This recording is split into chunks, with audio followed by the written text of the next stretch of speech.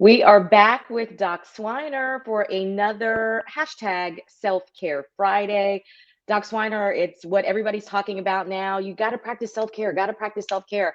We want to break down what exactly does that mean and your favorite form of self care for the week. So let's start with what in the world is self care? What does that mean? Yes. So self-care started out as this hashtag that meant go and get your hair did, nails did, pedicure, massage, all that stuff, go out to brunch with your Hmm. girls, all that stuff.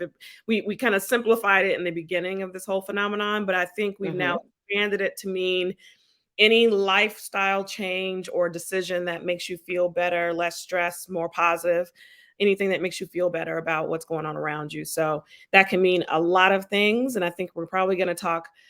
Yeah, I don't know if I would say exercise is my favorite, but exercise is definitely a very important part of my self-care.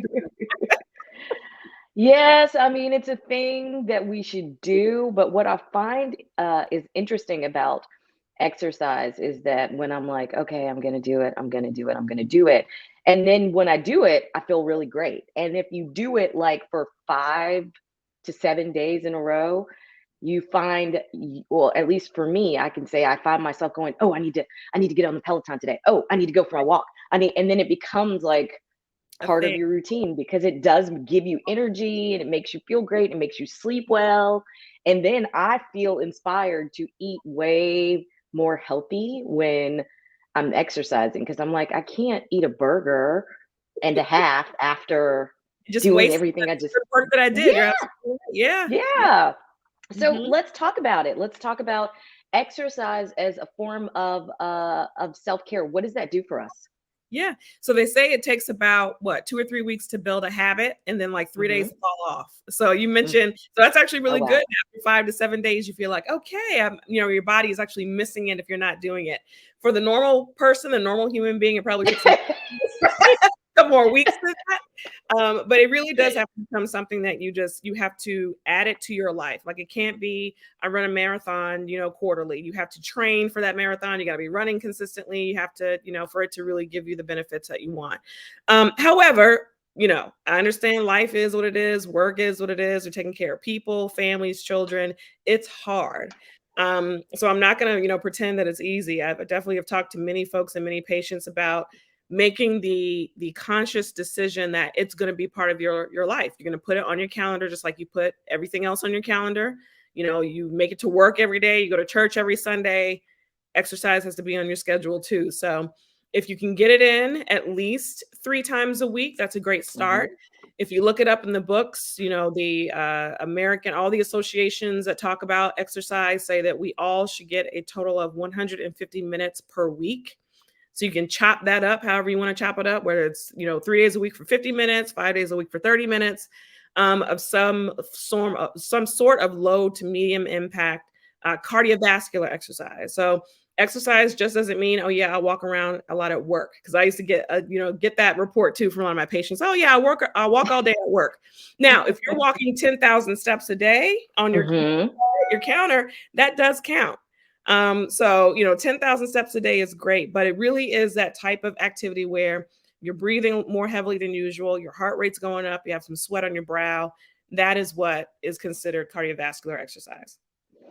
So, I guess another benefit of it, in addition to like keeping your cardiovascular system healthy and listening to what all of the associations say, is that it can make you cute. Because, girl, I saw one of my coworkers. Like, we haven't seen people in like 2 years, and then I ran into a coworker. I was like, "What did you do?" She was Mhm. like, "I just started walking around my neighborhood with my husband every night after dinner." I was like, let me get out there and start working after dinner because she looked like a whole different person. It works. Consistency works. So if you are consistent, even if you're Mhm. not really paying attention, like even if you're not necessarily getting on the scale once a week or every day or measuring yourself, after a couple of weeks, Mhm. folks will start noticing it probably about you before you notice it about yourself. They'll notice that, oh my goodness, I can tell your face is shrinking, or oh, look at those Yeah.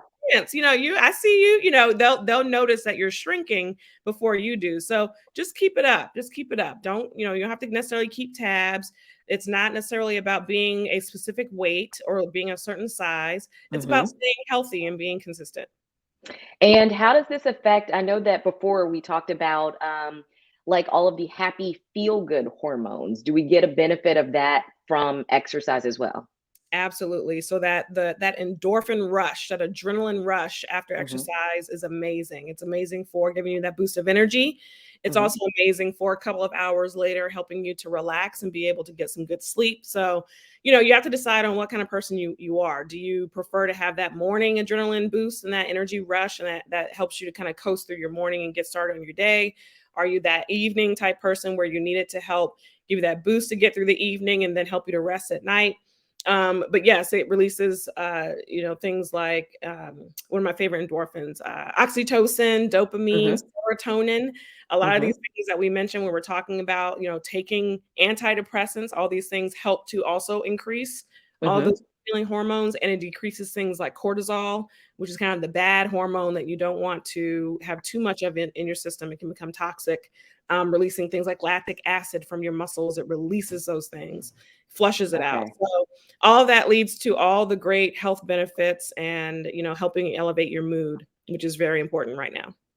I love that. So we can reduce stress, build happy hormones, and look cute. I Mhm. mean, And it helps with your libido. Just want to throw that in. ooh, okay. Another check mark. Hello. Yes. Release the blood. Yes, all of it. Gives you a different glow. All right. Wonderful. Thank you, Doc Swiner, for giving us all of these tips on our hashtag Self Care Friday. How do our listeners find you and get in touch with you? I am at Doc Swiner on almost all social media except for Instagram, where I'm now at Real Doc Swiner. You can always shoot me a message, shoot me a DM, and my email address is also available through most of my social media outlets. So get in touch when needed.